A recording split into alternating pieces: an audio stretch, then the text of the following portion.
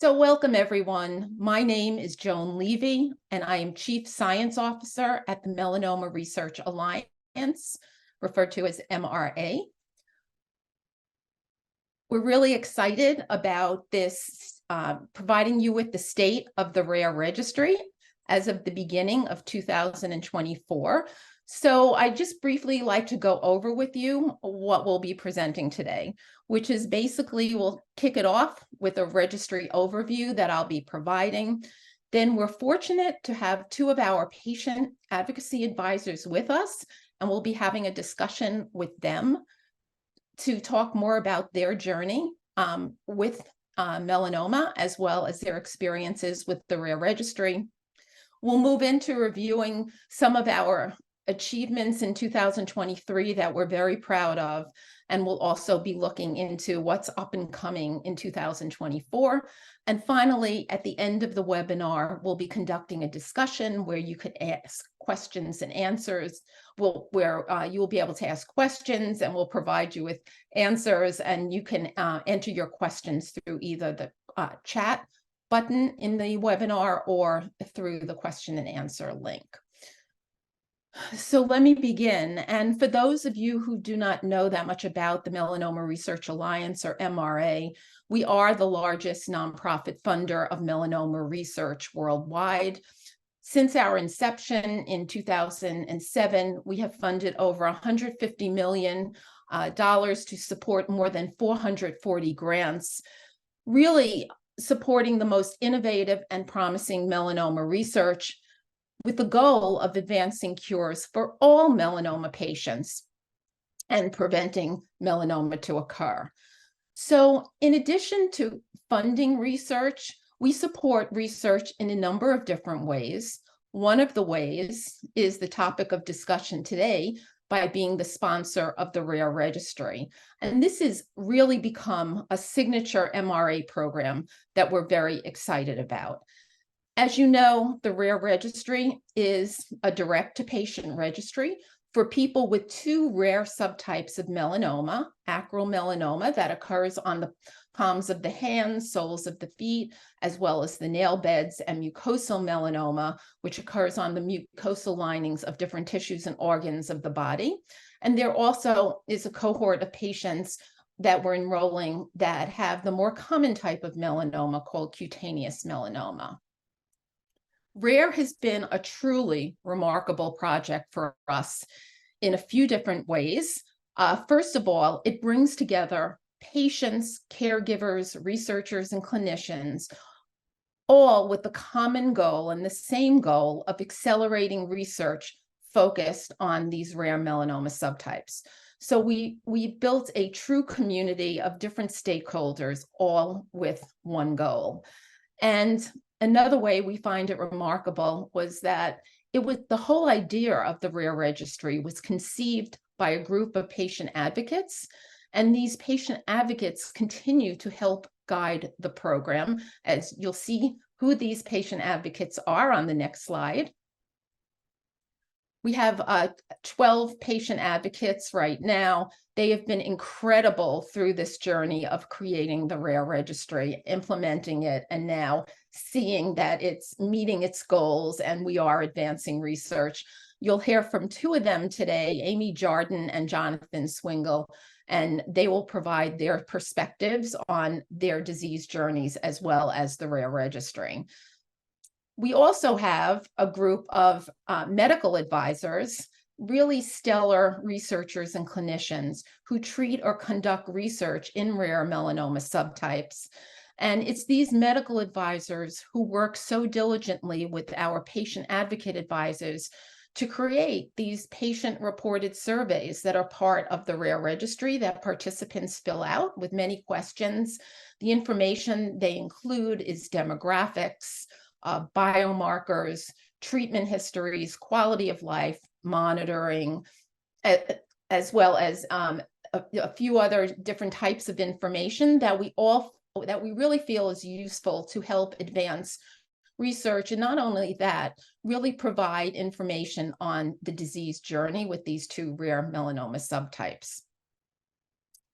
So I'm just going to provide a little bit more background on the RARE Registry, kind of a walk through a timeline that began in 2020 when these patient advisors approached the MRA about doing a direct-to-patient registry.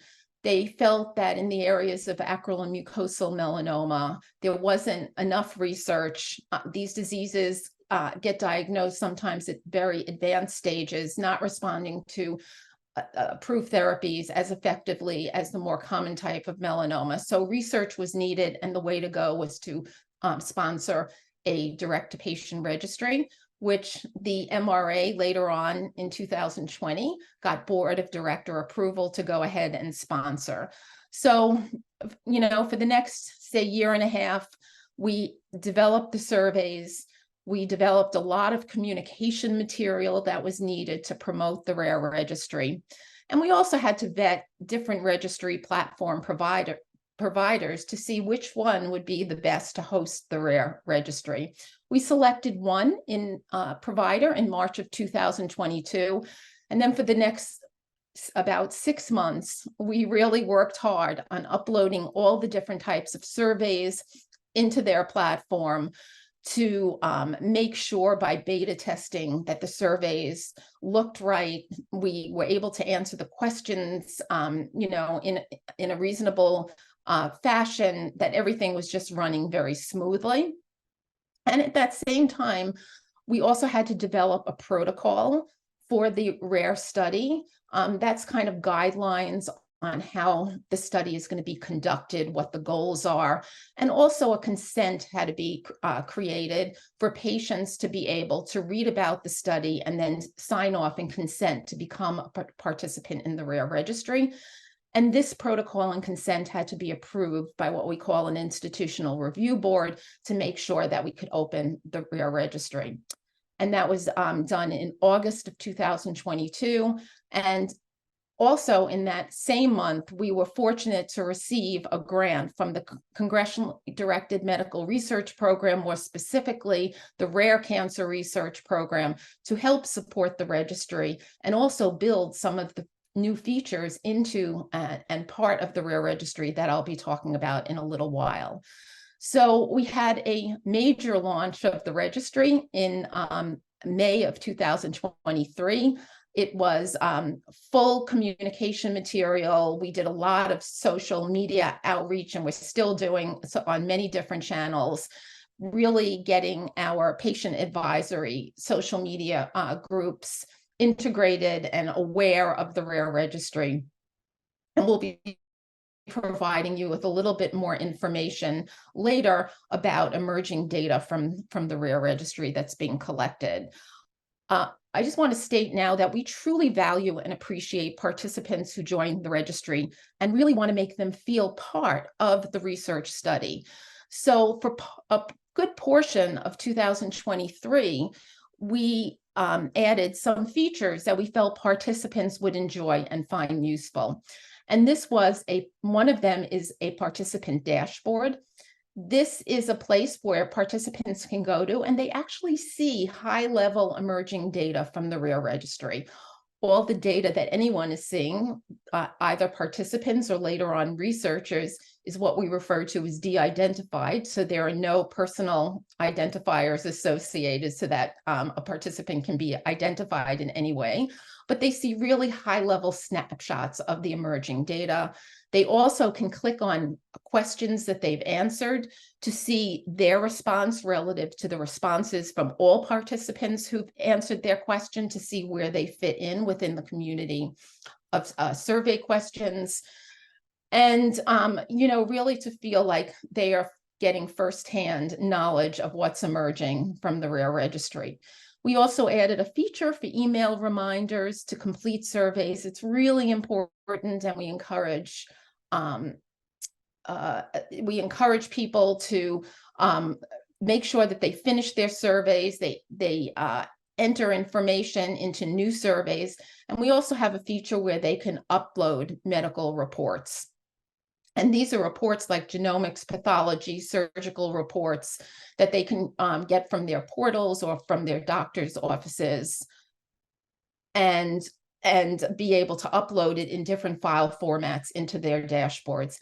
And finally, we added the features of educational emails, emails that would provide information about webinars, clinical trials that might be pertinent to the participants of RARE, and other types of materials that participants would feel useful.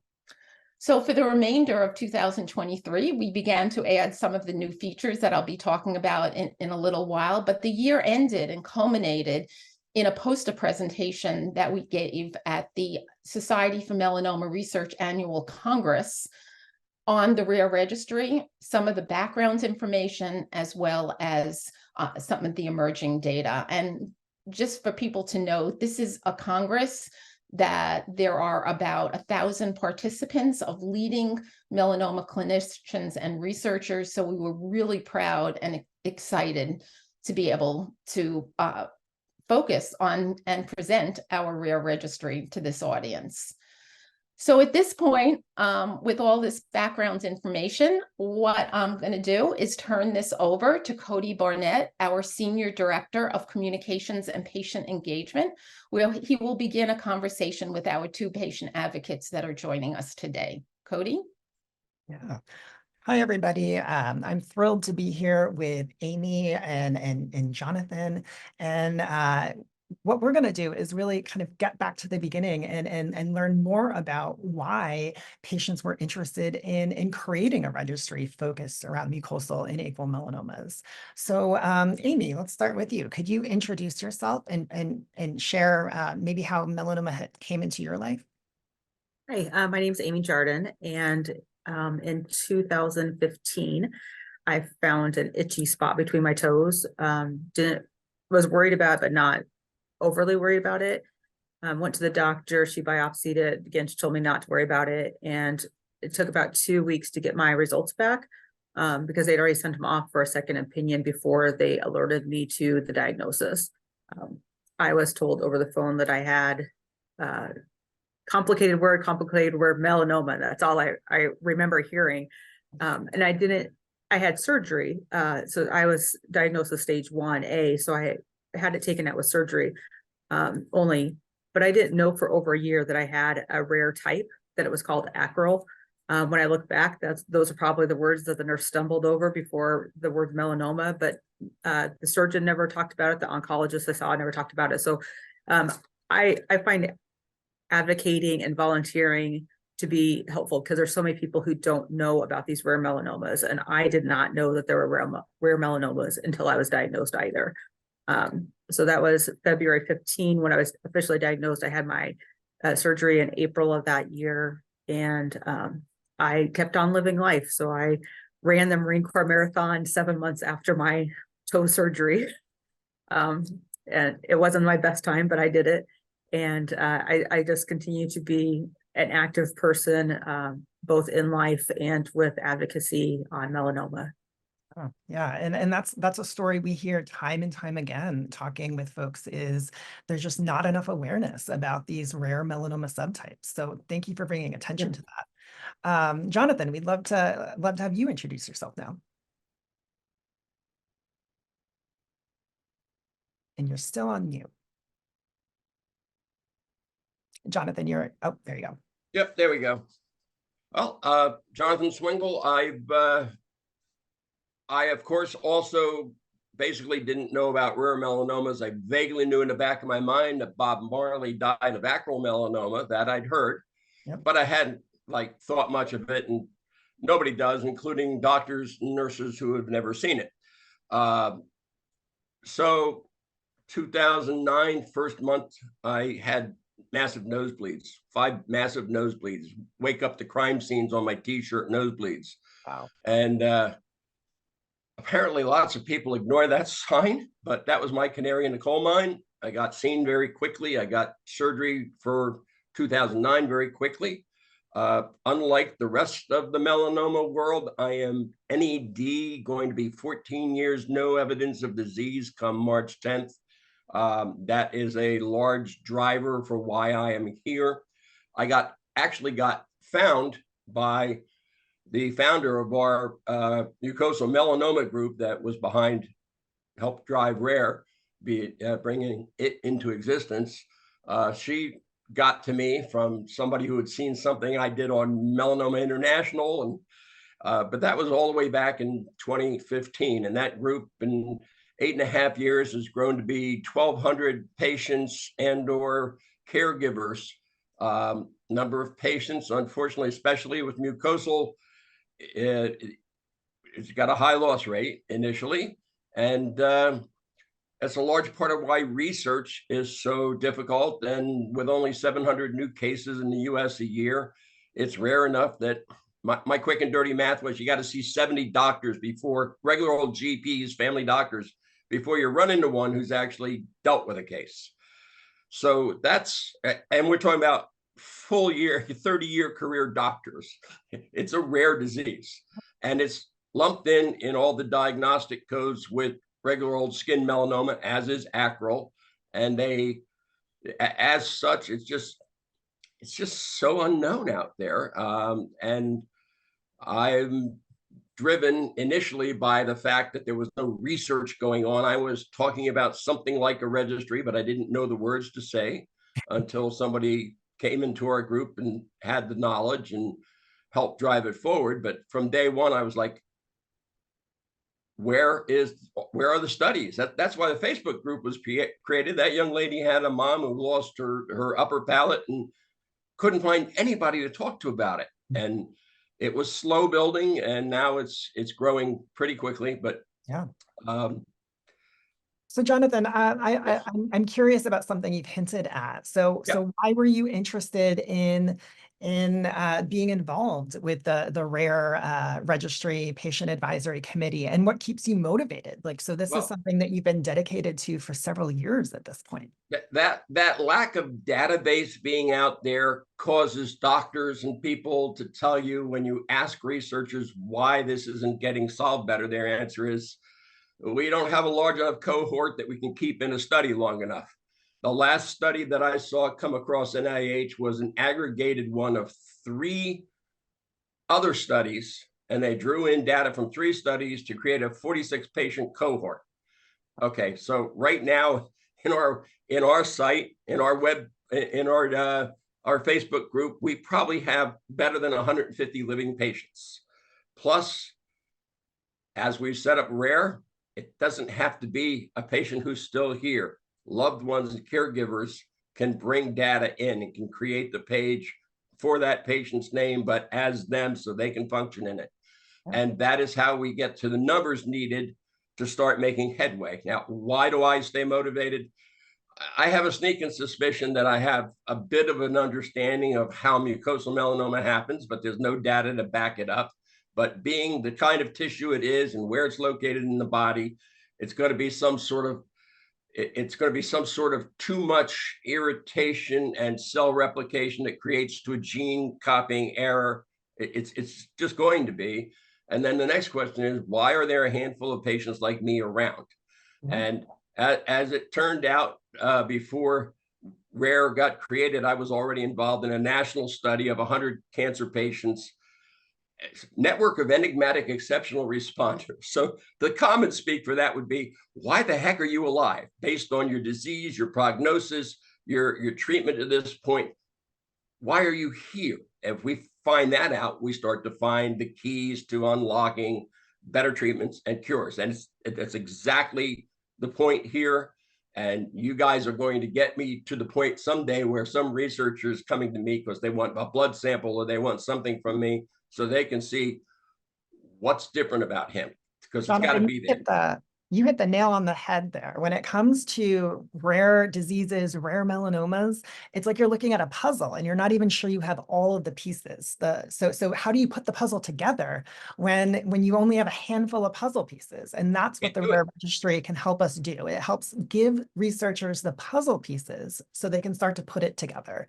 So Amy, I'm curious, why are you involved? What brought you to this work, and why do you stay engaged?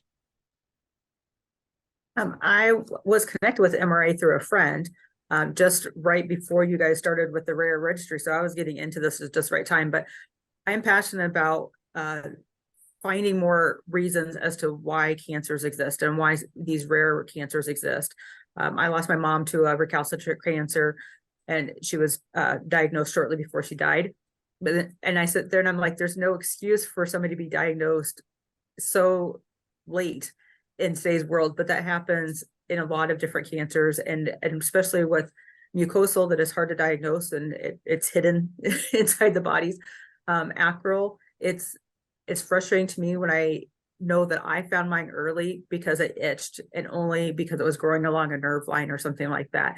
But there are plenty of people with acral whose doctors are like, oh, don't worry about this, you know, and then they're finally diagnosed at stage 3 or 4 when it's too late, and it could have, when it's often too late, and it could have been diagnosed at stage 1, but it looks like other things. So they're often mistaken for diabetic lesions or a blood blister or something else. But if you have a doctor who says, this is nothing, don't worry about it, but we're going to still biopsy it just to make sure, that's the best thing to do. And I feel like getting my voice out there and raising awareness to other people as well is how we get more research.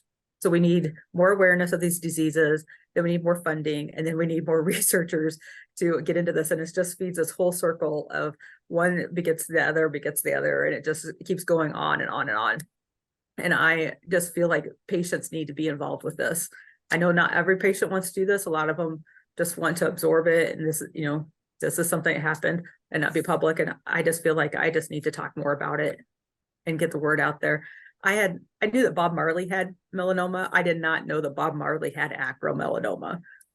So it's one of those things that when you realize how long it's been around, for, you know, as long as we've been around, humans, but really not much has been known about acral except for like maybe the last 10, 15 years. It's really starting to pick up steam. And that's why I'm here, because I want to get more information with patients to get them involved in the registry. But first, we have to have patients who are aware that they have acral to begin with. Amy, and I think you also nailed exactly one of the other things that the RARE Registry is going to be able to do. It's going to raise awareness of acral and mucosal melanoma, helping patients understand and hopefully get diagnosed as early as possible, but also helping clinicians and researchers understand what these rare subtypes are. In the interest of time, I am actually going to transition to my colleague, Nico Starink, who is our Senior Associate of our Grants Program, as well as the RARE Registry. Hello, everyone. I'm going to be going over some of the health data. As it was mentioned a couple of times before, I'm a huge believer in how health data can help sort of stimulate the process of getting more researchers involved, getting patients and clinicians to learn more. So I've been working on a lot of the day-to-day aspects of the registry. That includes the surveys, increasing participation, and sort of looking at the data. So I'm going to show you some highlights from the registry so far. Yep. So here's our recruitment status. As Joe mentioned in the timeline, in October 2022 was our soft launch. This is where we see our beginning. And as you can see, over the last year and a half, 2 years, we have a pretty steady increase. This is due to a very excellent effort from our team for outreach, promoting educational materials, fantastic advisors, and patients. Some things you can see off the bat are we have a very large mucosal population and a very small cutaneous population. So this is in part due to the fact that our mucosal advocates are so involved in the community. And it's really been huge for us in pushing the recruitment stats forward. One of our goals for 2024 is to even out these 3 separate subgroups. For cutaneous specifically, this will act as the control arm. So when we do share this data with researchers and clinicians, they'll be able to compare the 3 groups in a way that produces valuable research and helps drive our understanding of all 3 subtypes forward. Next is our survey completion. Sort of as you can see with the recruitment status, we have pretty consistent completion rates increasing as the registry grows. We're seeing more and more patients complete. Ideally, over time, we'd like to see fewer patients have the new survey. So when they join the registry, oftentimes they complete the first survey, the first couple, and then they'll decrease over time. Obviously, some surveys take a lot more work because you have to sort of look into your health data. We are looking for ways to help work with patients to access electronic medical records so that they can take a little bit of the load off themselves and just focus on the patient-reported aspect of the data. And this is, I'll highlight here. from our most recent poster presentation at the Society for Melanoma Research, we presented snapshots for most of our surveys. So this is just the demographics and disease history snapshots, but patient participants were given access to the full poster, and they all have access to all of this data on the RARE website at all times, where they can see how they compare with their subgroup, with a specific cohort or with all population. So things like demographics, you can see the sex, male versus female. We ask things like indoor versus outdoor work setting. You can see education level of participants. Disease history, again, very specific. Patients can report what medical specialty the doctor made the diagnosis, what types of biomarker testing was offered. We really find that the patient-reported aspect, we're leaning into it because it is pretty unique for a registry. So we get questions like, did the patient feel like they were diagnosed in a timely manner? And this is very subjective, right? Two patients with the exact same disease timeline history can feel that they were diagnosed in a timely manner or not. And this is creating really interesting data that we think clinicians will be able to look further into and will help determine some of the pathology and just background for these diseases. I'm going to move forward just in the interest of time, but this has all been accessible. And if you have any more questions, feel free to reach out to me. Yeah, thank you, Nico. First of all, special thanks to Amy and Jonathan. That was incredible information on what you shared in terms of the importance of studying these rare melanoma subtypes and how the RARE Registry can really help, and sharing your journeys with everyone on the webinar. So what I'm going to now do is well, what's up and coming in 2024? We have a number of new features we're adding that I'm going to go into in a little bit more detail. So we can start out with the first one, which is recruiting patients with cutaneous melanoma. Could I have that slide, please? Yeah, so as Nico mentioned, the inclusion of cutaneous melanoma, or the more common subtype of melanoma, is really important for research. Generally, when research is done, we have certain test arms, and then we do a comparator control arm. So what we're testing in this case, what we're trying to find out for acral and mucosal, well, how is it similar or different than the more common form of melanoma, cutaneous melanoma? So we're going to really be doing a push on involving cutaneous melanoma patients, but I don't want to give any, I don't want anyone to feel that they're only being used as a comparator control arm, because the cutaneous melanoma participants of RARE will have all access to all the features that all the acral and mucosal participants have. They'll have access to seeing emerging data, even for cutaneous melanoma. They'll have access to educational information, webinars to be invited to, potential clinical trials, other educational material. So we really also want them to feel really actively engaged in contributing to research and getting back information that they will find very useful. So we're also adding some additional features in 2024. One is the ability for participants to consent and provide access to their electronic medical records. Why are we doing this? Well, there's a lot of clinical information that we would like to abstract that from records, as well as medical and reports. And that information is not necessarily being captured in patient-reported data that's being generated from participants entering this data. So we would really like to see how much more additional clinical information can be extracted from the electronic medical records. It might be easier, for instance, for us to abstract treatment information and responses to treatment from electronic medical records, because we know some of the surveys can be quite cumbersome in terms of looking up that information. But really, it's a way to abstract additional clinical information that we're not capturing in the patient-reported surveys. We're also adding the feature of a RARE biorepository where participants can consent to donate their tumor tissue and other specimens to a centralized biorepository that will be collecting this tumor and storing it. And why is it being stored? Well, it will be provided to researchers for future studies. And we're hoping that sometime in the middle of 2024, this RARE biorepository will officially be opened and we'll be collecting tissues. And finally, I mentioned that participants have access to de-identified aggregated data of RARE through looking at their dashboards. Our ultimate goal is to make this information participant-reported data, clinically abstracted data, and even molecular analyses that might be done on samples from the RARE biorepository. We want all this information to be connected and made available to researchers. So we will be establishing a research portal to help advance research by providing this information to researchers so that they could come up with hypotheses and new research avenues to explore to study these subtypes of melanoma.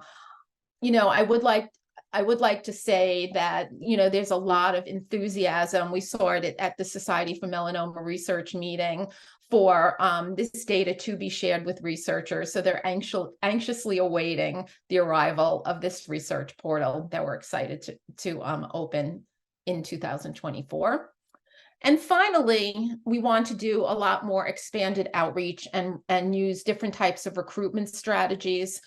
The two rare subtypes of melanoma really can have a very diverse racial and ethnic population associated with the diseases, and we want to make sure we reach all different types of populations to be included in the RARE registry. We're starting in the US, but we will be expanding internationally. So we have developed in collaboration, I should say, with our patient advisory committee and medical advisory committee, new educational material for acral and mucosal melanoma that includes information on the RARE registry that's going to be made available to clinicians and patient advocates. We are translating these brochures into different languages, starting with Spanish, so we could do more outreach to the diverse patient populations. In addition to translating these brochures, we are going to translate the entire RARE registry website, including consents and all the different surveys that need to be filled out. We're starting in Spanish and then expanding to other languages. And then we're also going to be doing recruitment to cancer centers, really for the MRA to work closely with our clinicians who regularly see patients with acral and mucosal melanoma, so we can work with them to do some outreach to their patients. And it's not only going to be the large academic centers, it's also going to be, some of the community centers that see these patients. So I'm now going to turn it over to Cody for a discussion and a question and answer session. And again, you can enter your questions through the chat or the Q&A tab. Cody? Thanks, Joan, and really enjoyed all the presentations so far. So I'd like to encourage everyone, if you have a question, please put it into the chat box or the Q&A box, and I will queue it up as part of our discussion. I'd also like to ask our panelists to just be as brief as possible, just so that we can answer as many questions as we can. So the first question is for Nico. So Nico, a participant has asked, what about someone who's already completed all of the available surveys and the treatment timeline? When should they look forward to get new requests for information? Yeah, it's a great question. So currently we have one reoccurring series after you've completed the initial 8 surveys. It's the Quality of Life series. This comes out every 3 months and will give us continual updates on specifics for quality of life, whether it be post-treatment or current. And then in the future, when our research portal is open, researchers will be able to propose new surveys and new questions that we will then be able to integrate through the platform to give patients access to new content and help with the furthering of new research studies. Thank you, Nico. And the next question is for Joan. So Joan, when and how can someone donate available tumor samples for the new biorepository that you mentioned? Yeah, great question. Well, we have to develop a separate protocol and consent for that particular study, which is currently underway and will be submitted shortly.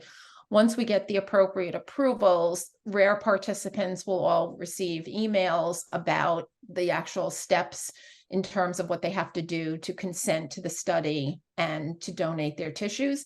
And we were fortunate enough to be able to hire a biobank consultant who will contact interested participants who are willing to donate their tissues, consent them, and then make the arrangements to send the tissue and specimens to the RARE biorepository. Great. We definitely will keep you posted. And the next question is also for Joan. Sorry about that, Joan. So currently, participants can upload medical reports through the RARE portal. What sort of reports are you looking for? What are the most helpful for researchers? I think the most helpful for researchers are reports like pathology reports, which go into a little bit more clinical detail about the actual tumor histology reported by the pathologist that we didn't really want to put into the surveys, but is very useful information for researchers. Genomic testing of tumors, the different maybe genomic alterations that are from those reports are really, really useful, as well as surgical reports. And you could there's a place on the dashboard to upload these reports, and now you could upload them. It does not have to be in PDF. It could be in other file formats, and you could typically find them in your clinician portal that you have with your sites where you're being treated, or you can request these reports from your doctor's office. Yeah, the next question is actually for Nico, and thank you for that, Joan. Someone has indicated that they've been unable to complete the treatment timeline just because there is a limit on the number of oral therapies that can be entered into those boxes. So is that something that we can update for participants? Yes, yeah. So the surveys are all under continual updates. There is a large list of medications and treatments that are options, and that list is also constantly getting updated. So we're working on both adding them as options and adding a input box so you can type in your own other, and that should be live. And I'd also like to just add that that is the exact kind of feedback that's really helpful for us to hear, because when we're creating and designing these questions and features like the treatment timeline, we try to think ahead of all of the possible uses and make sure it fits for everybody. But we are undoubtedly going to make mistakes there. So thank you for bringing that to our attention, and we'll be sure to correct it. My next question is actually for Amy. So out of the new features that were kind of hinted at by Joan, which one are you most excited for? I'm really excited for the biorepository. I just feel like there's so much information to be gained from looking out at our tumors and the cells that are there, and knowing that they can grow those samples into more things, and they could use them for a vast variety of things. They can use them to analyze why it creates and stuff like that, but they can also then use it for throwing treatments at it and seeing if different treatments will work on these types of melanomas. So I'm really excited for that. Yeah. And Joan, this one is back to you. And what sort of challenges have we seen around recruitment, and how are we hoping to get around that? So, for example, are we looking to collaborate with any different organizations, particularly as we look to move beyond the United States? Yeah, so recruitment challenges, having rare subtypes, with low patient it's not like hundreds of thousands of patients across the US and even internationally, is always a challenge. That's why we're reaching out to centers specifically who see these and treat the acral and mucosal melanoma subtypes. But what's even more important to us is to be able to spread the word through other venues, such as other foundations worldwide who we spoke to several of them at the Society for Melanoma Research meeting, who seem to be very excited to be able to promote the RARE Registry to their patient cohort, constituents. And we're really reaching out to these other organizations. We have organizations in Europe as well as in Brazil, Mexico, that we are definitely going to reach out to, and they will help reflect the true patient diversity and of this particular population of both diseases. So we are reaching out to other foundations and trying recruitment strategies with them. Right. And just in the interest of time and wanting to be a good steward of that, I'd like to ask all panelists, just as a final kind of closing thought, what do you want other patients to know? So why don't we start with Jonathan? So Jonathan, what do you want other patients with mucosal melanoma to know about the RARE Registry? First of all, I think it's a great way to let them all know they are not alone, because it's a common sensation when you first get your diagnosis and you go looking at it and you go, yikes, when you look online, and that what is online is old research, not at this point really accommodating the improvements that have already happened with existing immunotherapies. It's through the registry that we're going to get the data, particularly the genetics, in the hands of researchers so they develop better ways to treat this. Hopefully, as more medication comes online for this, it also starts to raise the awareness in the medical community, because there's not a patient in either Facebook group that has not run into somebody who's in the medical industry and doesn't have any idea what mucosal melanoma or acral melanoma is. And when I'm in a nurse in a GP's office and I hear that, it makes me cringe. And this will be not just a tool for data gathering, but it can be a heck of a PR tool for educating the public. Absolutely. Amy, how about acral melanoma patients? What do you want them to know about the registry? I want them to know that this is open for anybody of any stage. And if for unfortunateness that your loved one is gone, that you as a caregiver can still put the information into this database. This is a way for us to have a voice. I feel like a lot of times we're not really heard by patients, and then even other people, when you try to share your story, they're just like, well, you had melanoma, like you must have been in the sun a lot. And it's like, no, we really don't know why this happens. We don't know anything about this.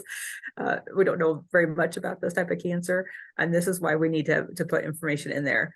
I think the hard part, though, is that maybe there's people with acral who don't know it because they just aren't told that it's what exactly it is and that it's a rare melanoma, that the physicians just aren't aware of it to give that information to the patients. Yeah. And that's why it's important to seek a melanoma specialist. Great word of wisdom. Nico, how about you? What would you like folks to know? I just like every participant matters. Like truly in the pursuit of getting these differences made, every survey, every question answered, it makes a difference. And we can see it on live scale. We have 190 participants. It's constant progress, and it could not be more impressive. And Joe? Yeah, so as a bench scientist for many, many years, and doing a lot of basic research, I ultimately grew to understand that what's really important and to help advance research is not only what we do at the bench, not only the clinical data, but really the patient-reported data that really reflects the patient's journey. And that also will significantly contribute to our better understanding of both of these rare subtypes and advance better treatments and management of the diseases. Thank you. And then Nico, can I have the slides just for the kind of closing housekeeping notes? So on behalf of everyone here at the Melanoma Research Alliance, I want to thank you all for your participation. Before you go, I do have a couple of quick reminders. So the first is that we are hosting our annual patient forum on February 21st here in Washington, D.C. So if you're able to get here in person, we'd love to have you. If you're not able to travel or maybe you can't swing the time off, there's also really fantastic options options to participate virtual. So the sessions are going to cover a wide variety of topics, including melanoma research, a real deep dive into what's happening in the clinic that are really exciting. We're also going to talk about tips for melanoma survivorship and quality of life, as well as how do you manage things like scanxiety that is so frequently comes up for folks before their appointments and scans.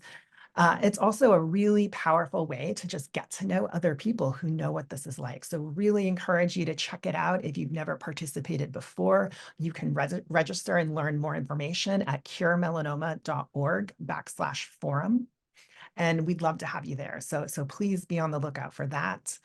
I also would be remiss if I didn't thank our funders for this program. So we were very fortunate to receive a Department of Defense grant that is helping to underwrite this program. We've also received support from private donors as well as some of our industry partners. Again, we are really grateful for this support, which really allows us to do this incredible work. And again, I just want to thank everyone for their time. I know we did not get to all of the questions today, but I'm hoping that we can reply to all of those questions with answers in the coming days, and really just appreciate your time and your participation in the RARE Registry. So thanks everybody, and have a great day. Thank you. Thank you very much.